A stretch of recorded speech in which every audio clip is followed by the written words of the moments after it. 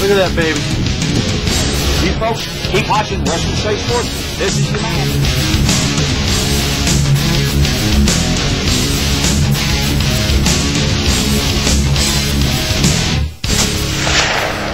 I got him.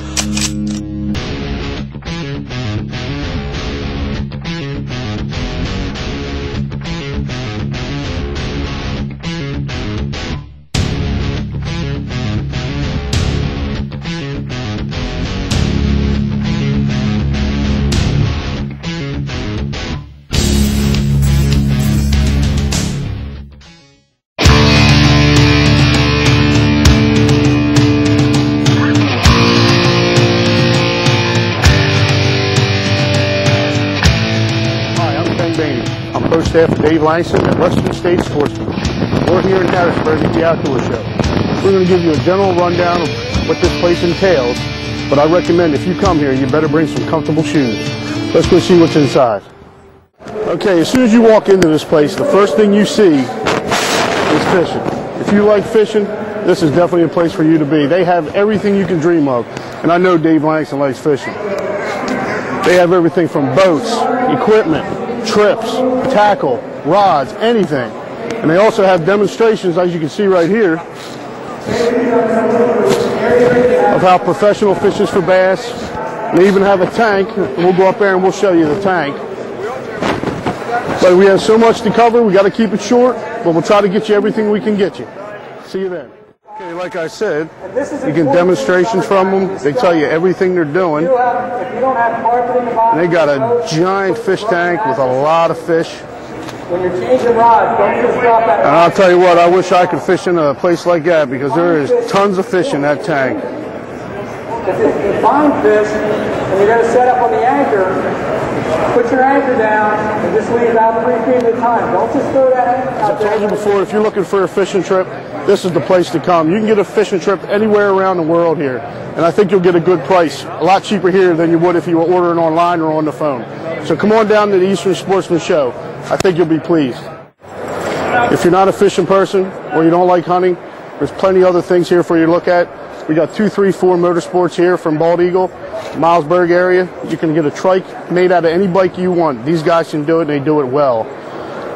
Come on down, check them out.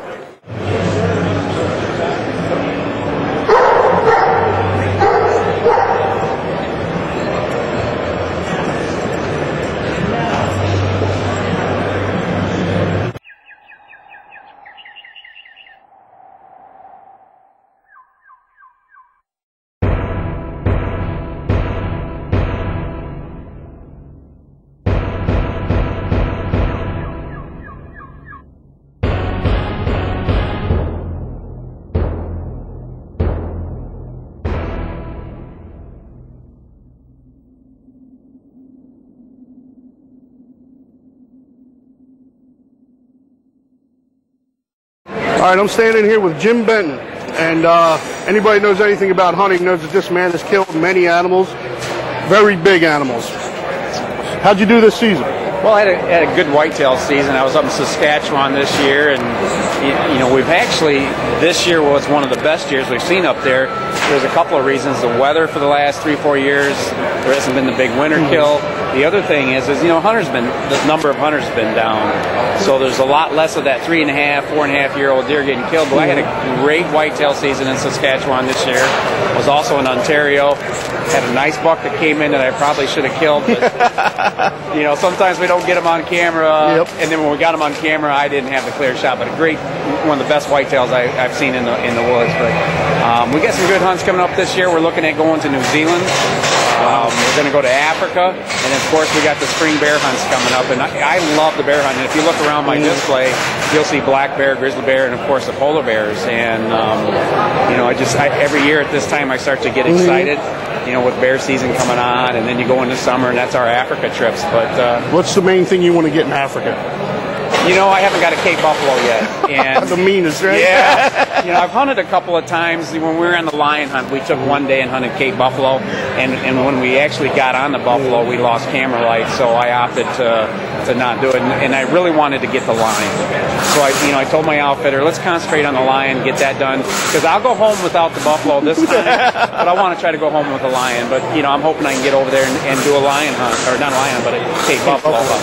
And the other thing is sable, because I'd like to. They're neat looking. They're beautiful animals. Yeah, really a beautiful animal. So, well, we wish you luck. Maybe I can get lucky and get over there and get my buffalo and a sable, and it's just there's so many different animals to hunt. Wow. But maybe get down to Mexico next January because of the show circuit. This show was the first time for me. Oh, okay. And I missed my desert mule deer hunt, so I'm hoping that next January I can somehow fit 5 or 6 days in and do that. We hope you make it back safe and alive.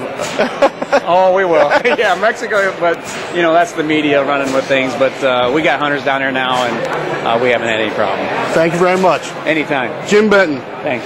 Thank you, sir. I appreciate it. No problem. I appreciate it.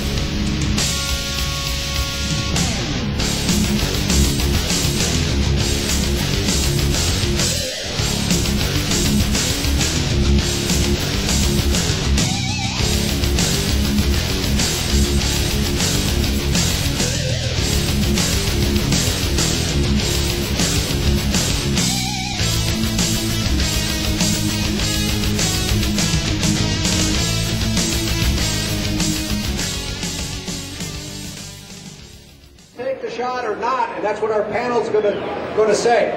And I invite anybody that has questions to come on over here. We'll actually give you a North American Hunter Club hat just for coming over, because I know it's tough to ask questions, especially in a crowd. But join us over here. You might be on North American Hunter Television.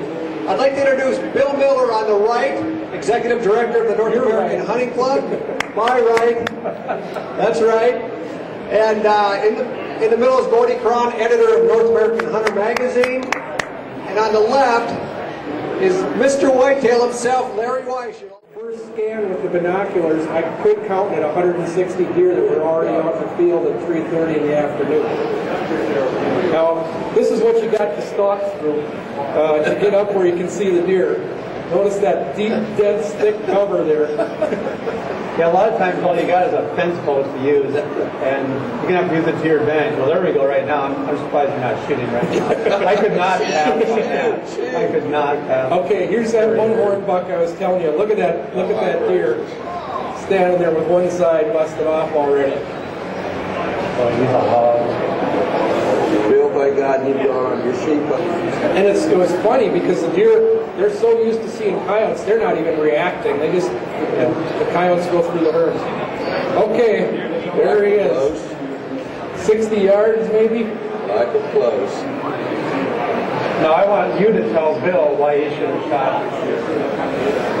Because he probably could have hit him at 60 yards.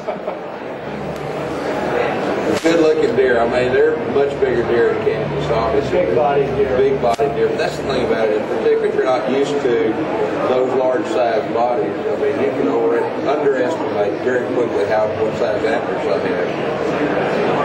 Good looking deer though. What age class would you put this deer at? He is not an old deer. He's probably 3, might be 4 years old. So he's just starting to develop. See that kind of square muscle on the front of his neck. Getting a little bit of depth from his eye down here. Got a little bit of slackness in his jaw. So I'd say he's probably a 4-year-old.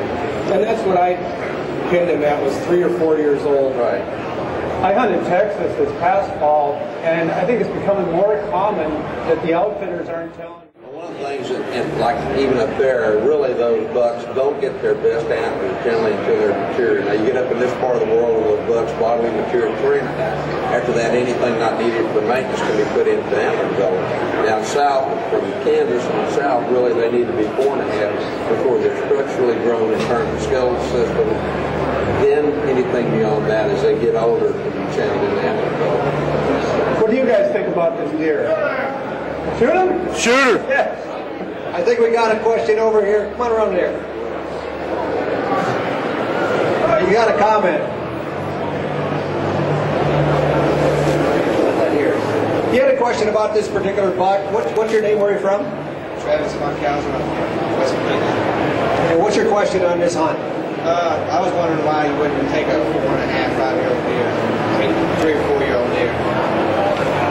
Again, it's the outfitters and places that are selling hunts commercially. And anybody, I mean, it's on a management program of any kind, wants older deer in the herd. The real true trophies, the giant deer come starting at 5 1/2, 6 1/2 years old. So if you never let any deer get to that age, you're not going to have the really trophy giant bucks. Watch TV and they're like, man, I wish I could shoot bucks like that. You know, I started out shooting a spike and I was thrilled to death, you know, and I loved their answers. Their answers were perfect. That was a great question. You stumped him for a little bit. That was good. For those of you who don't know this man is Larry Weissman. He is a legend. I am standing next to a legend. And if there was ever a whitetail killed on the moon, this be the man to do it. How you doing, Larry? I'm doing great. It's good to be here with you, by It's good to see you. My pleasure. So what you do this year? Did you kill a lot? I did. We had an absolutely great season. We struck out in 2 states, Ohio and also up in Canada, but had a great time up there. I mean, I love the cold weather. I love hunting in the snow. I had the opportunity to do that with both places, but the deer that we saw were all small, and not necessarily small antlers, small bodied, and so they didn't have any age. But other than that, had an absolutely fabulous hunt. Places like Missouri with Oak Creek and places in Texas and everywhere that we went. Had a good year on mule deer as well and elk, and so it was an interesting year though in the fact that there were so many acorns throughout the Midwest this year. The deer were tough to come by. We got lucky on a few places, but it came down to sometimes just the last afternoon. Didn't need the food plots. They didn't come to the food plots. They were coming to horns like they normally do with rattling or grunt calls, and so sometimes you just had to get into the thicket with them where they were. I mean, there's so much food about it. Well, it really was tough this year. Yeah, we had the same problem here in Pennsylvania. Right, I know you did. I talked to several hunters up here, and they were telling us, "Oh man, it's tough this year." But there were some big deer taken up here. Yeah. Pennsylvania seems to be coming on strong with what they're doing, particularly with the antler restrictions. Yep. I mean, I talked to Keith Balford, who's a friend of mine with the Baney Crockett Club, and he said they had more bucks reported this year that went Boone and Crockett from Pennsylvania than they'd had in the last many years. Yep. I've seen bigger bucks this year. It's just going to keep getting better is what's going to happen here. As long as we can keep that bad element from shooting a deer at night, we'll be okay. It's rampant in Pennsylvania, I'll tell you that right now. It is, and I know there are going to be a lot of big bucks that are going to tempt some of these people, but hopefully they'll go past that. Well, I appreciate your time, and good luck this year. Thank you. Very same to you. Appreciate being here. If you're looking for an outfitter, if you're looking for a place to turkey hunt, if you're looking for a place to hunt for big, giant brown bears,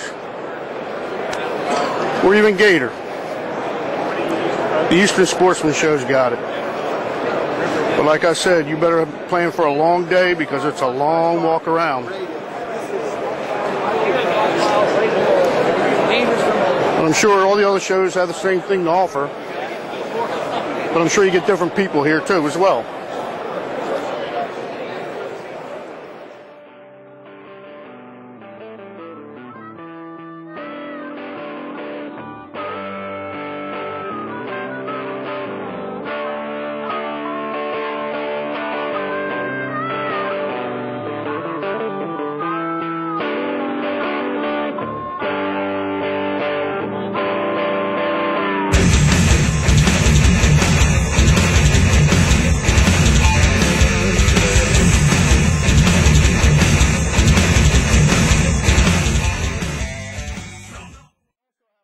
Section dedicated to bird calling, coyote calling, ducks, any kind of bird you can think of, turkeys. That's why they got it all in this same room, because it gets loud in here. You can hear all kinds of different calls going through here. We got Fox Pro right behind us. They're actually local to this area. They're probably an hour and a half away, Lewistown, Pennsylvania. Good customer service. I know that for a fact. They take care of my equipment.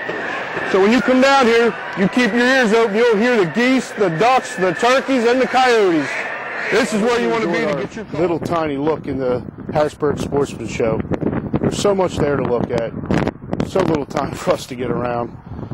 I wanted to speak to Joella Bates. She was the first woman to arrow 5. What did she have? 5 what? No, but Big 5. She was the first woman to arrow the Big 5. Yes. Thank you for getting. Well, we hope you enjoyed our view.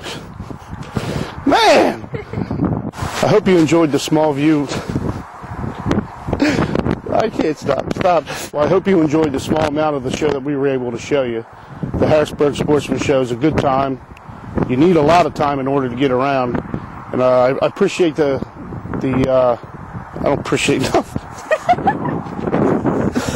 Thank you for going along with us for the Harrisburg Sportsman Show. We had a great time. Lots to see, lots to do. It's a little pricey in the food, but you know, people got to make their money just like taking a small look into the Harrisburg Sportsman Show with us. We had a great time. There's so much to see, so much to do. You literally need the whole day to go through it. We tried to interview Joella Bates.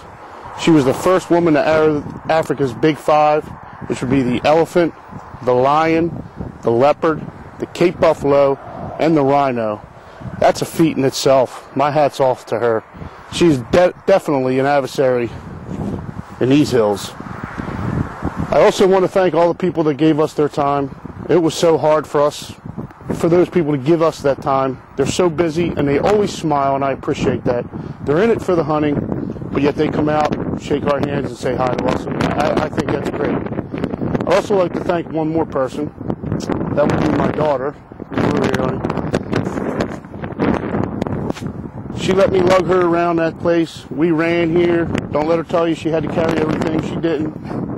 But thank you very much, honey. You're welcome. Well, we hope you enjoyed this. Please come back and check out www.Western States Sportsman with Dave Langston. Thank you.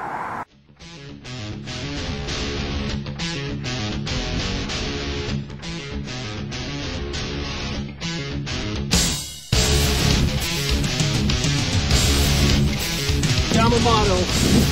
Look at that, baby. You folks, keep watching Western States Sportsman. This is your man.